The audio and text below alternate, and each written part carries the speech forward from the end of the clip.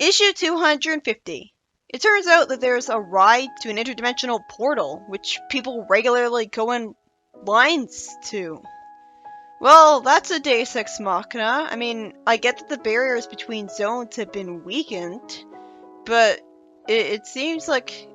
Okay, then why did they bother getting rid of the Ring of Eternity, then? Aside from stranding Techno and Shorty in a place. I don't know, that seems way too convenient for Sonic. This place would just conveniently be here for him to leave Mobius.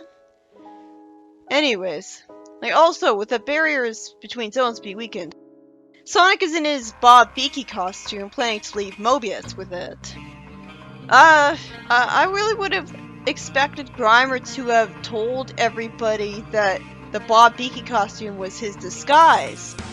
I always thought that would happen. That seems obvious, especially since Sonic kept taking off his disguise in front of people. So you think everyone would know that it's him under there. Why the fuck does he always wear that same disguise over and over again? I questioned that from the very beginning. That's just begging for trouble. Because if someone discovers his disguise, they'll forever associate it with Sonic.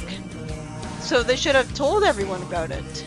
Sonic should logically have plenty of different disguises. Sonic is a complete idiot because after Eggman sends Badniks and robot troopers after people, instead of Sonic rightfully leaving the planet as a punishment to it, and assuming that his friends can handle it, he decides to help protect it.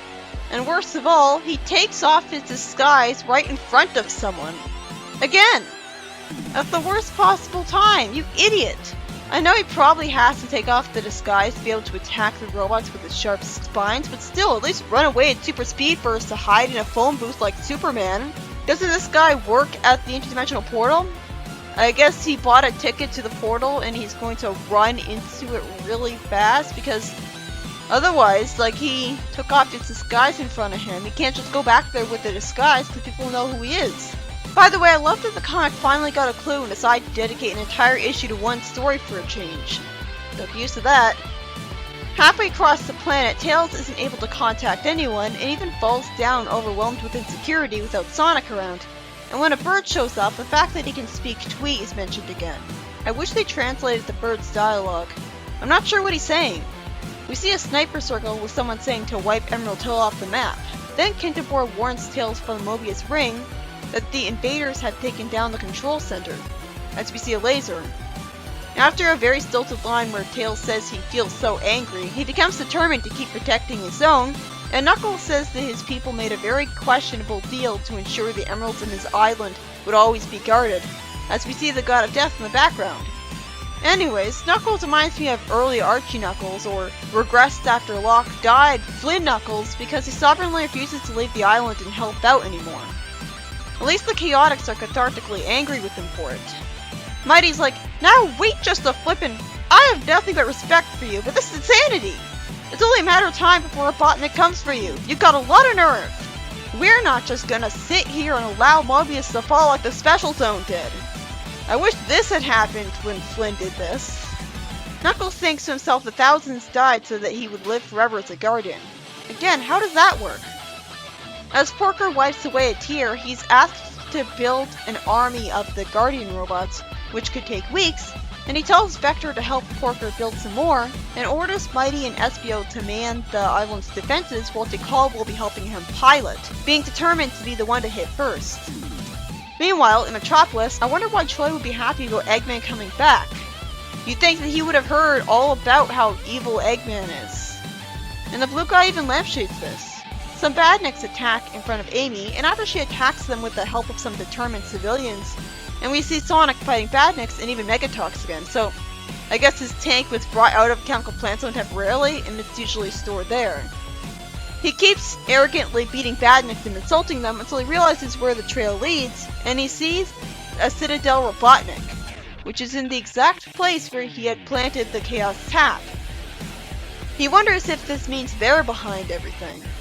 Surprisingly, he finds Robotnik in the place with a metal shell thing on his head, and his text is black and red, implying that it's robotic sounding speech. Let me remind you all, I preferred when Eggman was a robot in Archie, because it made him more of a threat and took better advantage of his technology scientist identity, so this is kind of like that. although I find the text bubble color off-putting. Eggman explains that the Dracons found him in an empty shell, but then they placed him in a machine, and his brain is the control chip of a supercomputer. Why didn't they put Grimer in this position? Well, Grimer did betray them. But why would they trust Eggman? They knew that Eggman was planning to betray them too. Grimer told them about that. On a whim, he can direct his millions of robots to wherever he chooses, and all that they can see, he can see. Seriously, why did the Dracons have to be the one to do this? Wouldn't his loyal servant Grimer have been the one putting him in this position? He says he's become the god of Mobius, and the Mobians won't even know the Dracons are invading, which the Dracons deserve. And once the Empire has the Emerald Mine, Mobius will be a Dracon principality under his control. Sonic really would be better off getting rid of Eggman at this point. He already lost his reputation, so has literally nothing left to lose. Just run at him at super speed before he can do anything against you, and kill him. When Eggman says that nobody can stop him, Sonic says epically, "Nobody, eh? Try everybody, lard bucket. Try Mobius." We see all sorts of people all over the place fighting badniks. In Chemical Plant Zone, Groucho says to Sab to send out his men and prep Chichio's Marxio cart because he's not giving up the zone without a fight. Sab's working for him now? Then we see a huge ball of electricity above the floating island, and Tikal is told in front of a computer to bank them starboard. I guess that means control the island in the sky? I really like this concept. They're piloting the island manually. I'm surprised this never happened in Archie. Well, SBO will clear one off their tail, whatever that means. Porker points out that it's like the floating island was designed for combat, with chaos weapons, a steam stealth system, and lava weapons. So is that what Angel Island was meant to be all along? A flying warship to take over the world? At least on the inside? Makes perfect sense. I'm thinking of when Dimitri first became a villain. But again, we never saw the island rise, so that's still a plot hole. Mighty warns there's a lot of targets on the radar, and as Knuckles continues to be the badass inspiring leader, he tells SBO to hit a Gumtree Berry panel, because the Gumtree Berries are corrosive to metal. Good, they're bringing that back as a way to fight a badnik. That's such a minor thing. That's pretty cool, the writers really cared. Knuckles tells his friends that they'll go back into stealth after a little while, because it's time to think long term. Who says Knuckles is an idiot? I'm still spending this whole story worried and scared for Sonic though. I hope nobody sees him. Finally, the blue guy stands up to Choi. That's enough! I have had enough of you, Choi, in this whole pursuit for ratings. Look around you, for Pete's sake. This is a war zone. I've seen it happen before, and there's no delight to be found here. You truly are a monster if you find all this amusing. I always suspected he was a better person than him because he was hesitant about attacking Sonic when he first showed up. He says that as representatives of the media, they should be giving the people a message of hope and use the camera to inspire people. The camera is used to show a lot of people talking about how weak badniks really are, that even normal people can fight them. One of the people gives relatable advice on how I suggest using normal dustbin lids to deflect their energy shots too. I really like this. There's another continuity nod, as it turns out there's a pang of disappointment in the Badnik Spotters Club, because the Badniks don't feel robotnik enough. It turns out zone-wide communication is still down, so Amy can't get a hold of the other freedom fighters. Amy points out that the hardest part was seeing Johnny's statue go down, but they couldn't destroy his spirit. We'll build it again later. Sonic says, "See that?" to Eggman, saying that this planet will never let itself be ruled by Eggman again. Wait, so is he pointing to news footage of people fighting back? Eggman has access to that here? Eggman boasts that people will give up after months of war and the destruction of the greenest, most populated zones, and he targets Emerald Hill Zone first, where Tails is. We see Eggman's face on the screen of the final boss from Sonic 3 in front of Tails. Tails shows his experience, saying that the huge machines always have one major flaw. They're too big and lumbering to get in a clear shot. And Tails flies away from the lasers. Sonic then shows up, telling him to get over here, and he really shouldn't call him Pixel Brain right now. Naturally, Tails stutters his name, but fortunately Tails believes him, being the only one who truly believes in him, as Sonic gives him a friendly wink and says, "Relax, bud, it's the real me this time. Just keep the robot distracted." Aw, that's sweet. Though again, Tails has more reason to hate Sonic than anybody. It's really sweet of him to stick by him when nobody else does. Tails spins his tails in the air, and I guess Sonic dealt the blow to Eggman's mecha to defeat it since he told Tails to keep it distracted. I think what happened was they did that together spin dash from Sonic 4? Or not? I'm confused because he said, I won! And the wind blows Tails were blue, not yellow. Tails is lifted up and celebrated by the civilians as the hero of Mobius, which is heartwarming. And Sonic mutters jealously, little show off. Good thing nobody heard him say that. But this provides a strong reason for Sonic to realize Tails can handle his new position, because he sees this. The following morning, we get a heartwarming interaction between them for once. Sonic jokes, relax buddy, it's good to see you, reassuring him that he holds no grudge against Tails for taking all the credit for his heroism. When Tails wonders that he's coming back to help the planet, being very naive, Sonic says, I can't buddy. The people of Mobius still see me as a fugitive. They need someone who can inspire them.